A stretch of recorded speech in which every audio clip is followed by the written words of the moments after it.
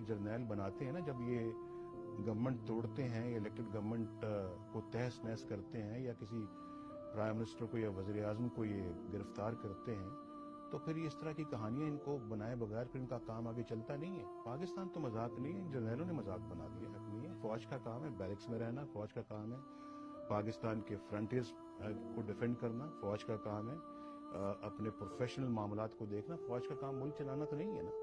فوج کا یہ کام نہیں ہے کہ وہ پاکستان کے ایک الیکٹڈ پرائم منسٹر کو اریسٹ کر لیں اور اس کو جیلوں میں بند کر دیں، اس پہ جھوٹے مقدمے بنا دیں. فوج کا یہ کام نہیں ہے کہ وہ ڈیموکریسی کو ایک گھر کی باندھی بنا دے. فوج کا یہ کام نہیں ہے کہ وہ آئے دن کانسٹیٹیوشن کو توڑ دے. فوج کا یہ کام نہیں ہے کہ کبھی وہ صدر سے استعفیٰ لے، کبھی وہ چیف جسٹس سے استعفیٰ مانگے، اور کبھی وہ پرائم منسٹر سے استعفیٰ مانگے. تو یہ تو سب ان لوگوں نے مذاق بنایا ہے پاکستان.